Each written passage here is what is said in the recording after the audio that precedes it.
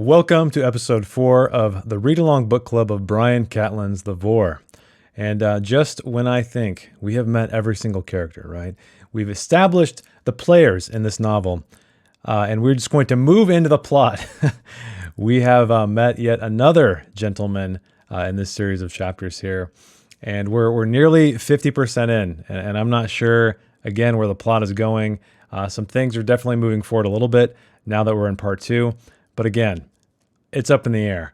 I don't know. I'm starting to really think that this is more a piece of a larger story versus trying to make it not a standalone, but exist on its own. I think that with a series, any series, every book should stand on its own to some degree. Obviously, you need to lead into the next stuff, but I think that you should read the volume and be, more or less satisfied. There's some kind of ending to this arc, but let us just dig right into this thing, shall we? So part 2, and every single part we see here, we have these excerpts from the Mahabharata from 1989. Listen to me, the worlds swarm with an infinity of creatures. Those we see, those we never see. Naga snakes who live in the depths of the earth, etc., etc., etc.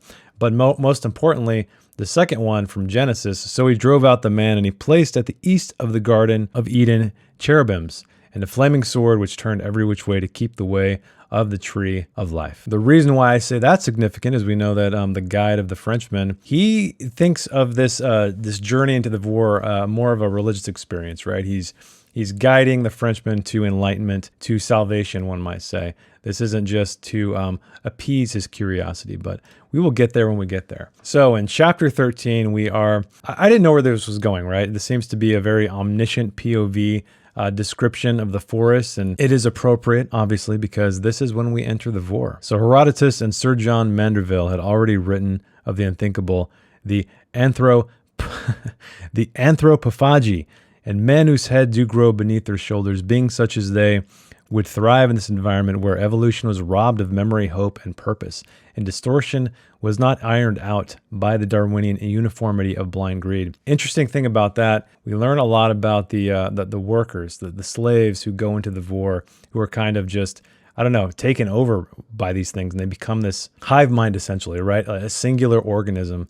And that stood out to me quite a bit. I also highlighted it because I was looking forward to meeting these creatures, but we don't. So here we are with the Frenchman and Sile Cour stood on the platform. They're waiting for this train to take them into the Vorrh. The engine was at the back of the train. There's 3 simple boxcars with slaves stenciled on their sides. But the words had been painted over, but their message had bled through, making them all the more conspicuous. So there were 4 other passengers on the platform. These are the core workers, what I was just talking about, and they are called the Limboya, because immediately the Frenchman asks, who are they? They are the Limboya. Some call them the Die Verloren, the lost. They have been to the Vorrh too many times. Some part of them has been erased, forgotten. It can happen if you go too often or too deep. And then in unison, which makes sense a little bit later, the workers unbent the index fingers of their left hands, raised up their arms, and pointed to their own hearts. The doors of the slave carriages then open, and everybody gets onto the carriage. But the view is only of the trees, because that's all there is. I just imagine these brooding, dark, immensely tall trees just kind of blurring by as they're making their way into these depths. And let's just say it was a very ominous image in my mind when I was reading this. But the Frenchman asks, how many times have you been here? This will be my second complete journey. A man may only visit the heart of the Vorrh 3 times in his life. And this is when the Frenchman asks, well, you guys are leeching the resources from the Vorrh. How is that possible? And he says, what the city takes is immaterial. Lone men enter the Vorrh for more than trees. They seek something else. And the Frenchman is this lone man seeking something else, indeed. And I like this description when he's talking about the train when it's first going in there. And he says, once in its early history, a few of the unspeakable ones had tried to kill it, standing on the track with spears to confront the monster's speed. Their time was short-lived and messy, and the legend had bled back into the future generations, keeping them away, of course, because I don't know who these unspeakable ones are yet, but they're no match for this train. But as described here, the forest almost has a consciousness or sentience of its own. Something objected to their vigil, something that made its presence felt on the confined space of a footplate. It stared between the shoveled coals, stoking the fire, spitting embers. It leaned, annoyed, against the burning oil and steam. Voices worried the pipes and handrails, voices from the rushing night, which could not be heard over the thunder of the engine. Some said it was the angels becoming anxious about consciousness trespassing the Vorrh. Others said it was the ghosts of the Limboya looking for their hosts. Those who had worked the engine said less and less, as they heard more and more. So I love the personification there. It's really creating a character of the Vorrh. And I'm sure out there you guys have always heard this, but a setting should be like its own character. Any location in a novel should feel like its own character. And I believe Bryan Catlin is doing a fantastic job creating a character out of the Vorrh. But they did not wake the next day. Nobody ever did. The next day was always dimmer. Maybe because the forest grew thicker and deeper, the train traveled, its huge canopy thrust up against the sky by greater and greater trees. But there was a strange smell in the compartment, one that goes unnoticed in normal life. He knew, being the Frenchman, the scent from his younger days, when he had attempted caving in Switzerland. And this is when we go back into the past. We do a flashback here, when the young Frenchman perhaps says, "What is that stench?" "It is us, mynheer, humans." But the scent he is smelling here is altogether new. He thought it might be the breath of the Vorrh itself. Interesting. But the rack had grown tendrils and stems, delicate branches, which is pretty cool because he's got this luggage rack that he's putting his suitcases and stuff on, and all of a sudden all of these delicate branches, they extend from the hand-carved foliage and gripped his possessions, entangling themselves about the leather in licentious affection. So that's pretty cool that it's almost like the train itself is kind of being controlled by the Vorrh or possessed by the Vorrh. But then the train slowed to a standstill, and a small wooden house lay beyond the platform. This is where they go to, and the house was a small waiting room, barren and empty. But there's a fly-blown map of the Vorrh pinned to the wall. It showed the city and the forest balanced in ridiculous and proper proportions. This immediately made me think of when you go to Disneyland or any theme park, where you get those maps where they're all illustrated and they are in definitely balanced in ridiculous and proper proportions. But I tried to wipe it from my memory because I want this to be not a cartoon. I want it to be a really dark experience. We also see an area labeled forestry and a vague dotted line that roamed about the near middle of the paper, accompanied by the word forbidden. I guess we'll find out about that. The map should have been informative and authoritarian, but its poor execution ensured that it had the opposite effect. The Sialkor slams his finger on the largest of the lines that faded away the blankness, and he said, "This will be our way." His finger rested in a small gray crater, almost a hole in the map. And then he heads off. But after 3 hours, Sialkor slowed and began to sniff the air and move his hands in all directions as if feeling the textures of the space around him. "We must turn here." And then they head down a narrow path. And we also note here that as the Frenchman is there, he is taking in this air, obviously, because he's breathing, he's alive. But its profound limited hurricane was still in their lungs. The cleanest air he'd ever breathed, as sharp as lime, as soft as snow. It bore youth and purity in its rushing particles, setting the eye clean and level. When it first hit the Frenchman, he choked as if the corruptions of the cities and his own store of malice were dredged from his tarry crooks. Oh, that's a hell of a sentence. But then they enter a small clearing, felt that virgin, untouched. The animals and plants seem surprised to see them, so they're looking up and taking notice of them. But then they vanish, right, off into the forest. But the Frenchman examined the perimeter and was amazed to find dozens of tracks leading away from the space. And I thought this was an interesting description when he describes it as a center of a clock face. So I'm picturing this thing aerially, yeah, and we see just all of these paths kind of branching out from the circular position that they are in. But he turned his friend and found him standing in the middle of the space, a yellow book in his hand. "This is the place. I was here before. This is where he lived. Saint Antonius. There is still a scar of his shelter. This is where he lived centuries ago. This is the place I told you about that my father brought me to when I was young. He told me the story, showed me the signs, just before I was confirmed into the true faith. This is why I agreed to come with you here, so that you may touch this sacred place and see the way." Of course, this pisses off the Frenchman, because the Frenchman is just curious. He wants to explore the Vorrh.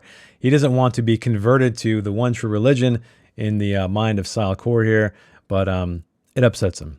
And he says, in fact, "I came here to see the forest. This is not a place for seeing, for curiosity. It is sacred and all-knowing. It is not a park or a city garden," which is kind of funny considering I was just thinking about theme parks earlier. "But I told you, journeys here are limited.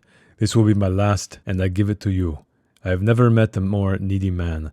I bring you for salvation. It is your only chance. But he read about Eden and the expulsion. It was a different version of Genesis, one the Frenchman had not heard, dense with local details and obscure reference. Their expedition had been spoiled for him, turned into a grotesque evangelical ruse. He turned back and walked out of the clearing. But the Frenchman finds that he shouldn't have done that very quickly here. But the track runs out. He stood silent, eyes wide open, staring at the blank wall of vegetation before him. At the end of this, the wrong track. But slowly he began to walk back the way he thought he had come. But his footsteps led him to the trunk of a vast dark tree. Dread now rising like fumes from its pathless floor. He is alone. But over the next tangled hours, which felt like a decade, he shouted and called until his voice ran out. He was irretrievably lost. But he found the secreted derringer loaded and with 2 extra bullets. He took out the little gun, carefully cocked it, and held it above his head. He fired into the sky.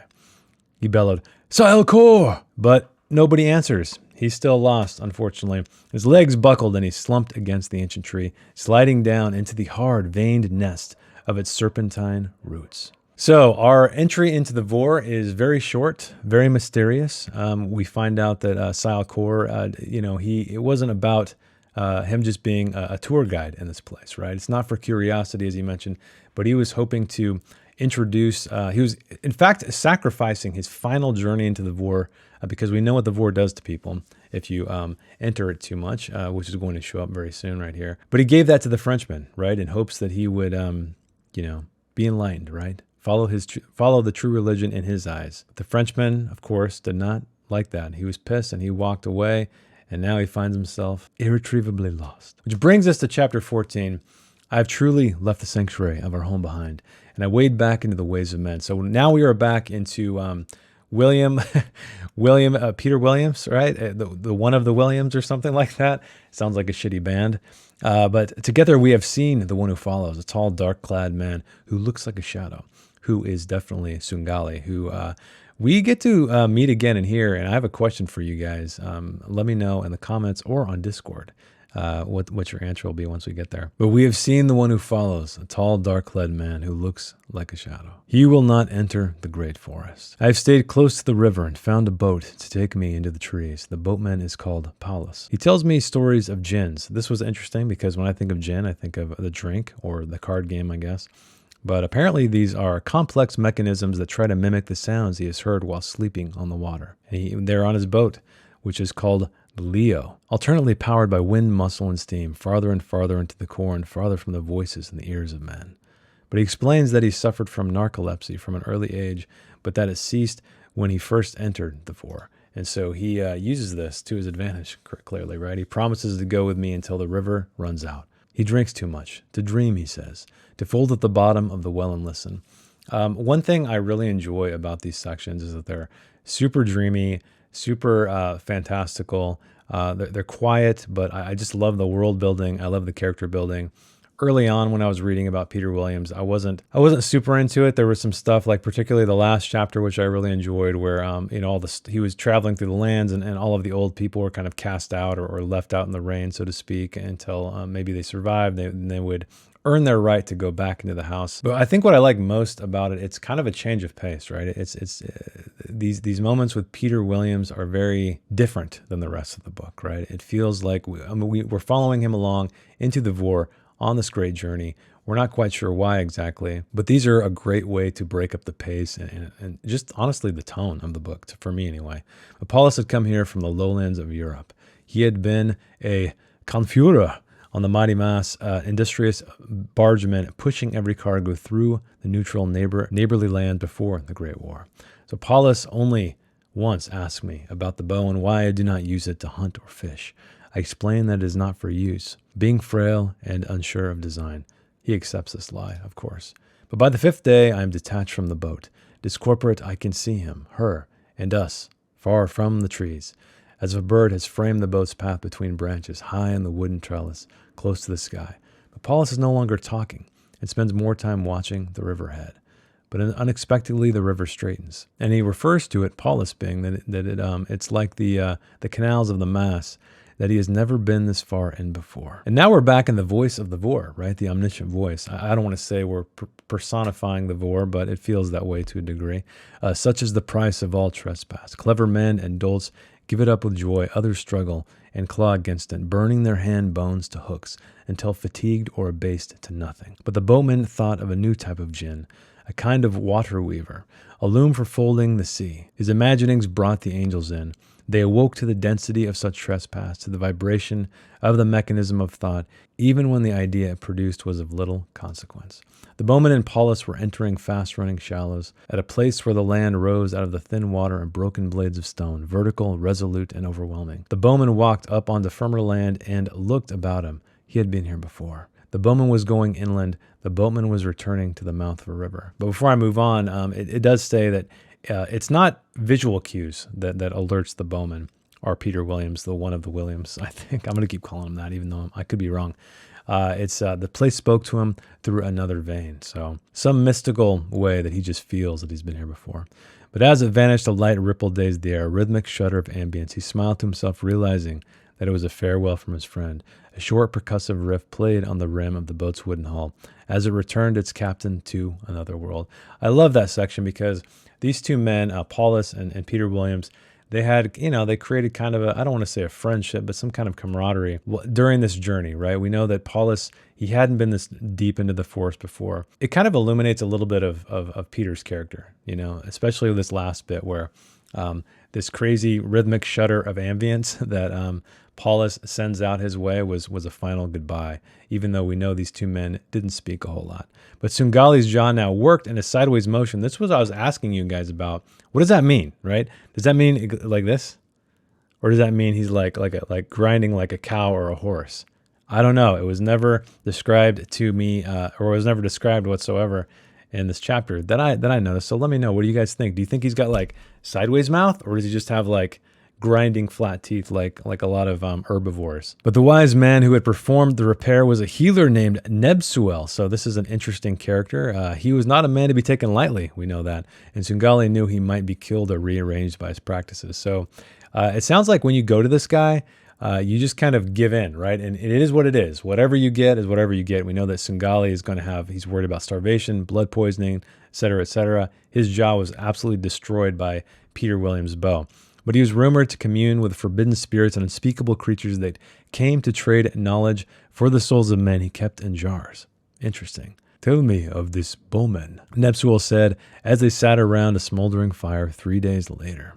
And Sungali spoke through gurgles and sputters because his mouth isn't working too well. But he does note something strange about Peter Williams, that it was a face he knew from years before, unchanged by time, while his own grew old and his body. So is that he's kind of ageless now, right? We know Peter Williams, he vanished into myth. So some kind of power is possessing him. Perhaps it's Este, I would assume so, the most powerful seer that we've heard of anyway in this book. I will kill him in the Vorrh, concluded Sungali. Or he will kill you, Nebsuel stated blankly. Why do you think he heads for the Vorrh? Because he has a destiny there, something unfinished, something the white soldiers don't want to happen. Ah, said Nebsuel.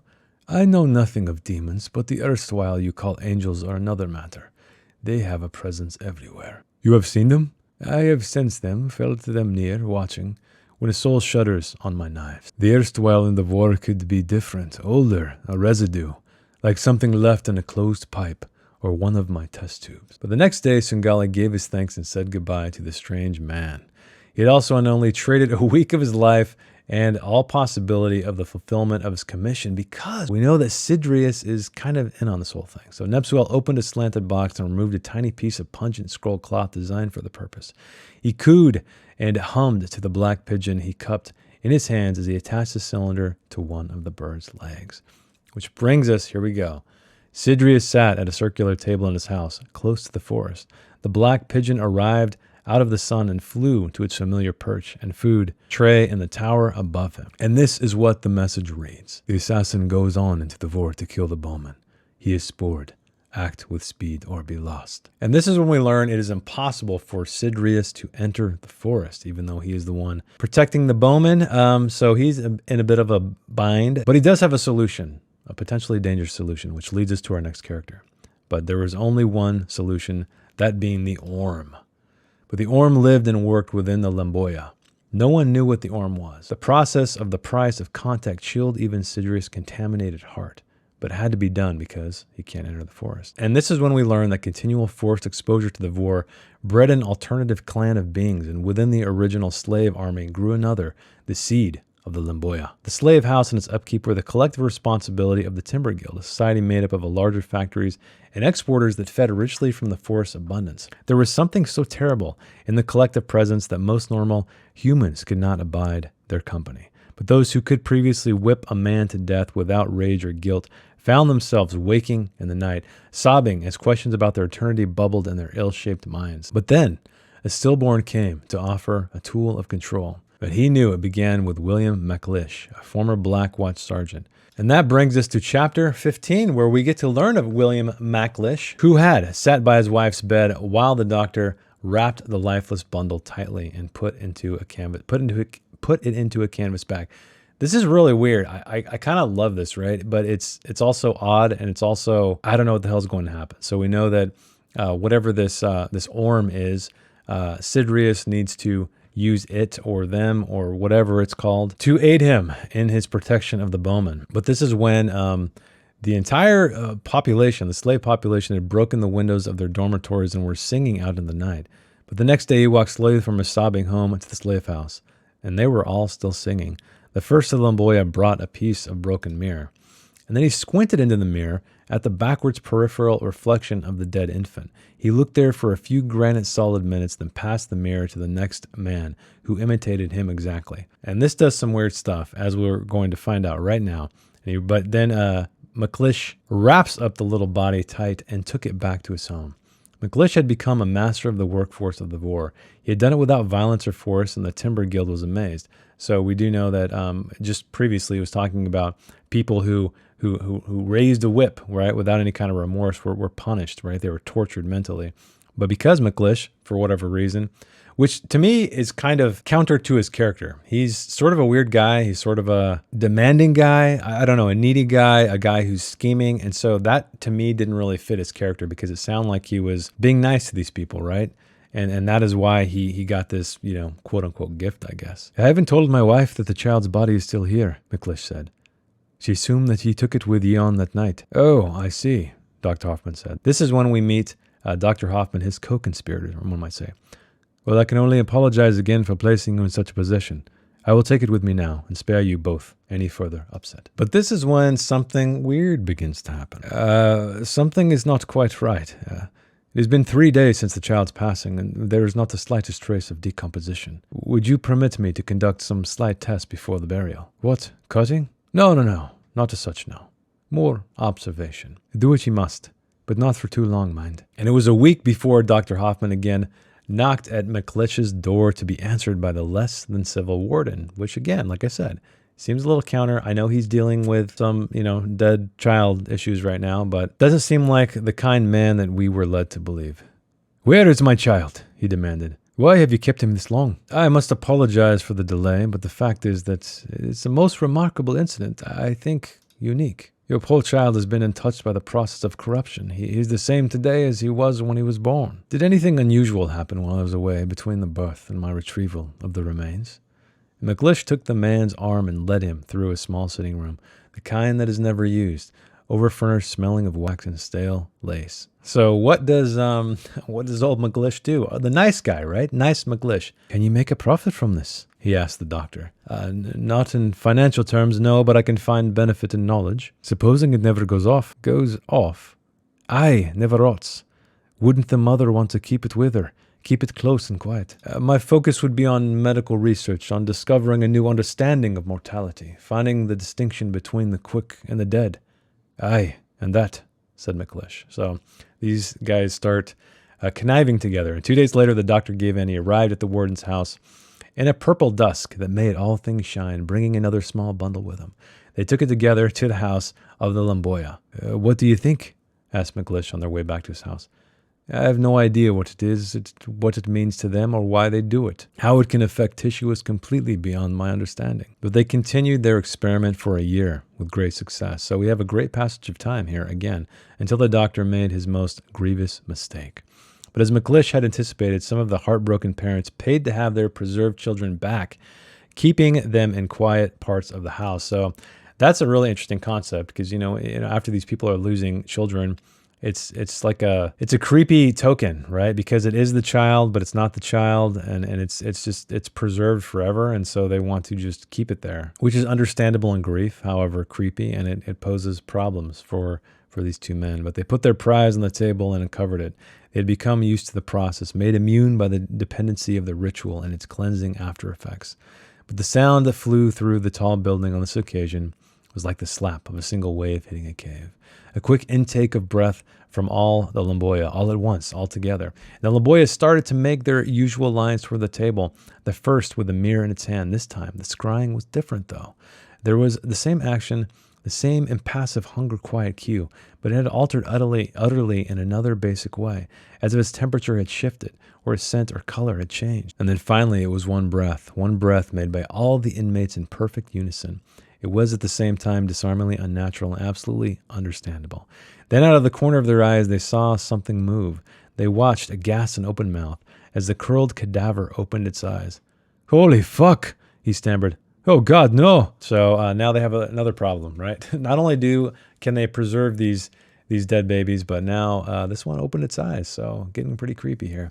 But McGlish drew his pistol from its holster and looked around uneasily, and then he commands the doctor to bring the bundle, and they left the slaves to their silence and made their way out into the puddles in the fresh air. And so clearly they are perturbed, wondering if it's dead or alive. Well, McLish anyway. And this is the clue as to why it is different. It wasn't stillborn. It was aborted. So that appears to be the difference. Why the eyes can open, I guess, because it was not lost, right? It was chosen to be lost. With the amassed eyes watched in silence through the broken glass and the figures parted, construction of the Orm had begun, and all would understand its consequences before the year was over. So I'm really curious how all of this is going to fit. I feel like it's going to be a part of the climax, if I would have to guess. But the uncanny should be no match against scientific curiosity, thought Dr. Hoffman on his way home. At the back of his consulting room was a conservatory. Its windows were painted white to just above head height, which had given the room a bright concealment. He called it his laboratory. The most functional thing in the laboratory was its incinerator. He entered the conservatory that evening in a daze, immediately turning on the incinerator's gas supply and igniting its glowing hum. The bundles sat in the middle of their flow like an isolated island devoid of life. It would have been easier to throw the specter straight into the flames. But he was curious. Of course he was curious, right? This is what's going to get them in all kinds of trouble. He teased the wrapping away from the still body and, without great trepidation, turned it onto its back. He put a stethoscope to his chest. Nothing. He moved the polished end to his tiny lips. No breath clouded the shining steel. He took the scalpel and nicked a vein. No blood flowed out of the black, static body. But he was readying to advance it toward the flames when the eyes opened and stared right at him. Oh, man. With undoubtable sentience. He gasped and dropped the thing to the floor, running to the other end of the room, holding his carrying hand away from the rest of the body, as if it were a separate and contaminated entity. And then he waits an hour, watching the shadows of the rain, snake, mate, and dance on the gleaming metal table, smelling the singeing heat pour out of the incinerator. He snatched up its hidden contents and tightened the rags so no part of the head was visible. And his skin is crawling, which, makes sense. I'm not sure what I would do if, a dead baby opened its eyes to me. It's pretty creepy. But 6 weeks later, McLish contacted him and asked him to call by on the pretense of visiting his wife. "How are they?" asked Hoffman. "Restless and slow. I think they need another one." "You want to do it again? After the last time in which you called me?" "It will all work out fine if we stick to the bairns that are naturally born dead." And so the ritual began again. And then Mrs. McLish was pregnant again. I wonder where this is going to lead. In the spring, an intake of new lost men joined the throng, some younger than ever before. One was a runaway who had hidden in the Vorrh for 2 years. He still had a remnant of language, but he never used it until the day he told McLish about the Orm. And the young man pointed at his own heart as he spoke, just like the other Lamboya. "From the shadow place we have say is about the one who lives inside us, say came with not the fly bear," this is a key word that we'll learn about very shortly. It's an old Scottish word. His mother had used it, he recognized it, but he could not remember its meaning, so he goes back to his wife to find out about it. But the strange boy, this new recruit, he says, "Bring back one again so Orm walk on, or we cease, all cease. All cease live." "What are we going to do about this? Was that a threat?" I think so, yes. Some part of them wants to be some part of them wants the aborted child brought back, some part that calls itself Orm. Anyway, it's impossible. Ye burn it. Not exactly, said Hoffman. McLish's family were from Glasgow, his wife from Inverness.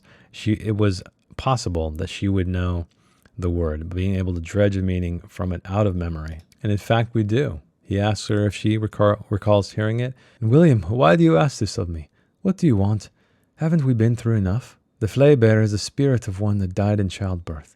They say its soul wanders the moors as a ghost light, a will-o'-the-wisp. So again, it's really cool that Brian Catling is reaching into mythology, right, folklore, to pull out, which, I mean, this entire book is so full of it. I think it's a great learning experience. You could really dissect this book and Google, right, research all sorts of aspects of it, and I'm sure it will lead you all the way back to things that exist. But Dr. Hoffman had kept the cadaver in a polished wooden box, a kind of substitute coffin that originally held a small portable microscope. The eyes were always closed except for yesterday. He was preparing to pack the creatures when a servant announced that Mrs. Clausen had arrived for her appointment. The hypochondriac, right? Dear Mr. Hoffman, so nice to see you again, even if it's because of my poor ailing body. These are for you, these chanteuse bonbons. But in his distracted panic, he mislaid the creature's carrying bag and spent 10 minutes crawling under the furniture, looking behind the books and spinning around like a giddy dog. But the bag was not there, but her silk pouch was. He quickly threw the repulsive sweets in the trash can. The bundle fitted perfectly in its elegant new conveyor. But McLish was standing outside the prison house, chafing and irritable. But inside the stillness, the herald stood waiting at the table. Hoffman sets down the prize on the table. You leave. We need loan this day. Exactly 1 hour later, they returned. The hall was empty and quiet. The thing's eyes were mercifully closed, which is awesome. Where's the bag? He said, his eyes scanning the room, being McLish. They've taken it, haven't they? McLish exclaimed. These stupid fuckers have taken the bag. There was a scrap of cloth left on the table, and the doctor used a part of it to cover the face of the tiny form, fashioning the remainder to a weak sling to carry it away. And then Mrs. Clausen was reported missing. It's all coming together, everybody. Some weird voodoo's going on. And where did it go to? Vorrh. That's impossible. Mrs. Clausen would never go there. I don't think she's ever left Essenwald. Orm hollowed out for you and looking one, hollow to nothing. Nothing left inside. Only the Rhine walked into the Vorrh, to nothing. So interesting stuff here. I'm not quite sure to think of it yet, but it is definitely moody. It's definitely atmospheric. It's definitely indicative of things we've read so far. Which brings us to chapter 16. Muybridge was ecstatic. We're back with old Muybridge. Gullet had changed his mind. 3 months after he declined him at his offices, a letter arrived. I now think you are right in your belief about the response to images of them. Please, the next time you're back in London, let us put your suggestion to a clinical test. Muybridge stood in the hefty suburbs of London. 10 minutes and dozens of green turns later, they pulled in through the high metal gates and stopped. Mr. Muybridge, welcome, he put. Mr. Muybridge, welcome. But where is your equipment? I did not bring any, said Muybridge. I presume our first preliminary meeting would be more theoretical than practical? The good doctor took him by the arm and amiably propelled him along the corridors to Crane's Wig.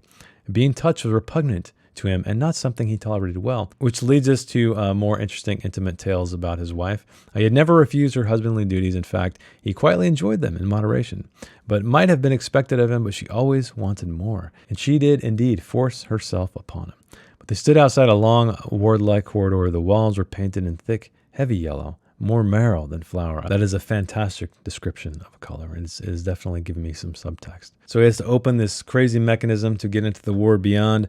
Some of the women here are very unstable, a danger to themselves and others. The tides of mania and excessive will are beyond discipline or control. Therefore, we contain them, and for good reason. But first, I will show you Abigail. This one came here undernourished, but in good spirits. I saved her from a life of rotting on the streets. She will take part in the experiments and then eventually be released. But she grew fat and weak, and she was soon ready for her first encounter with the Lark Mirror. Okay. It's a tool we use in our hypnotic process, not unlike the peripheroscope I used for your treatment. Anyway, as I was saying, the problem started when we gave Abigail here the picture. It was a picture of her taken 3 weeks ago. So what does she do? She takes this picture, she stares at it, she consumes it, and then she tries to rip it out of her body, which is insane. She was standing on the far side of the room, standing in the corner. She was skeletal and absent.